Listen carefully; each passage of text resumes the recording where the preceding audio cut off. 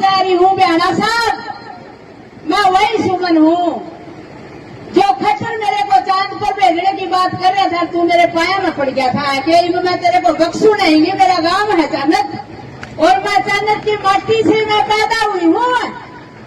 चानक की माटी में पड़ी बड़ी हूँ, इन्हीं स्कूलों में पढ़ी हूँ, इन्हीं में पानी पिया और यहीं पे रही हूँ। मैं सिंदर गांव की बेटी हूँ और आज मैं आपको चुनौती दे रही हूँ, बड़े से बड़ी चुनौती दे रही हूँ। अगर पीएम भी मेरे सामने आ गया ना, मैं पीछे हटने वाली नहीं हूँ। जहाँ मेरे गांव के बुजुर्ग, महिला और युवाओं का पसीना गिरेगा, वहाँ मैं खून बहाने का काम करूंगी। आप सबको मैं ये वादा करती हूँ। एक पानी के लिए प्रदेश में पहले भी सरकार आई है। हमारे बड़े से बड़े बुजुर्ग यहाँ 40 दिन से धरने पर भूखे प्यासे बैठे हुए हैं। सभी को पता है कि पहले भी सरकार आई है, लेकिन अब जो ये 2014 से लेकर अब 26 तक जो ये बीजेपी सरकार आई है, उस टाइम से प्रदेश की सरकार ने पूरे प्रदेश में, पूरे हिंदुस्तान में हाहाकार मचा के रखी हुई है। और तो और क्या, एक पानी के लिए भी हमारे बच्चा बुजुर्ग, हमारी महिलाएं सभी तरस गए हैं। और मैं तो ये कहना चाह रही हूँ बयाना साहब, मैं वही सुमन हूँ जो खच्चर मेरे को चांद पर भेजने की बात कर रहा था। तू मेरे पाया में पड़ गया था कि मैं तेरे को बख्शू नहीं। मेरा गांव है चानक और मैं चानक की माटी से मैं पैदा हुई हूँ। चानक की माटी में पड़ी बड़ी हूँ, इन्हीं स्कूलों में पढ़ी हूँ, इन्हीं में पानी पिया और यहीं पे रही हूँ। मैं सिंदर गांव की बेटी हूँ और आज मैं आपको चुनौती दे रही हूँ, बड़े से बड़ी चुनौती दे रही हूँ। अगर पीएम भी मेरे सामने आ गया ना, मैं पीछे हटने वाली नहीं हूँ। जहाँ मेरे गांव के बुजुर्ग, महिला और युवाओं का पसीना गिरेगा, वहाँ मैं खून बहाने का काम करूंगी।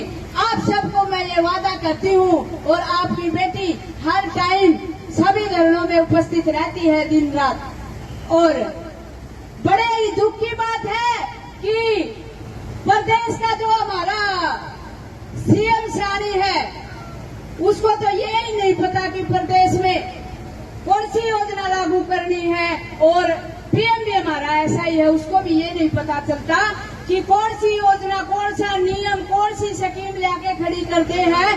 क्या जनता के बगैर पहले कभी काम होता था? हमारे घर में भी यदि लड़ाई होती है, गांव में जो की या किसी की भी लड़ाई होती है, तो हम 5-7 बंदे पहले बड़ों के पास जाते हैं कि भाई हमारा समाधान करो। उसके बाद में हमारे बड़े बुजुर्ग फैसला लेते हैं। वो हमको धमकाते हैं, छोटों को कहते हैं भाई आपने ये काम नहीं करना, ये काम आपने करना है। लेकिन हमारा पीएम तो अपने आप ही पता नहीं क्या पन्ने खा पाया, क्या किसानों को पूछता नहीं। हमारे युवा हैं जो पीएम बनने थे आगे, उनको उन्होंने रुला दिया। डॉक्टर बेटियां सड़कों पर रोती हैं, हमारी जो महिलाएं हैं उनको सड़कों पर घसीट देते हैं। तो पीएम और सीएम दोनों को ही ये समझ नहीं है कि प्रदेश का विकास कैसे किया जाए। एक पानी के लिए, और वो भी मेरा गांव बयाना साहब, तुकाना तो पहले ही था।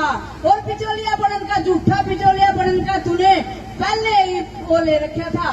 और आज भी तू है ना झूठा पिचोलिया बना है, सबका जाया। लेकिन तेरे से कुछ नहीं होता। इसके ऐसा तो तू इस्तीफा दे दे, क्योंकि तेरे दिमाग में अब कोई स्कीम नहीं रही है।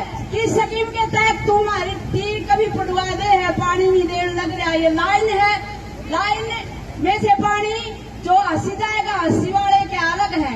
हमारे बीच में आप लड़ाई करवाने का काम कर रहे हो, क्योंकि वो भी हमारे भाई हैं। और ये हम दोनों आप आपस में मत लड़ना, क्योंकि ये राजनीति खेलते हैं। आपस में प्यार से रहो। पानी लेवांगे, पानी पीते लेवांगे। और बयाना साहब मैं तो वहाँ हूँ, 4 महीने पंचकुला धरने पर बैठ गई थी, 1 महीने भूख हड़ताल करी। खट्टर ने 2 घंटे मीटिंग लेके टोके मानी थी। और अब बख्शूंगी नहीं। उस टाइम तो बख्श दिया था, क्योंकि मेरे किसान नेता आगे थे। मेरे किसान नेता सारे भाई मेरे पास आके ने कह गए थे, सुमन मान जे कोई बात नहीं, बड़े बुजुर्ग हैं भाई, कोई नहीं। लेकिन ये मम्मा बन के बैठी है इस गांव की, मारी माटी है, पानी मारा, रोटी मारी, बेटी मारी। पानी मट्टी और रोटी कभी तोलनी कौन जाती। अगर आपसे नहीं समझ रहा है, नहीं ये जिले का बारोरा मिलने वाला पद है, तो आप इस्तीफा दे दो। आप सबका बहुत बहुत धन्यवाद। आप सबकी बेटी हमेशा रात दिन आपका बीच में रहेगी। किसी भी टाइम अगर कॉल हो तो कॉल कर लेना, नंबर है हमारा।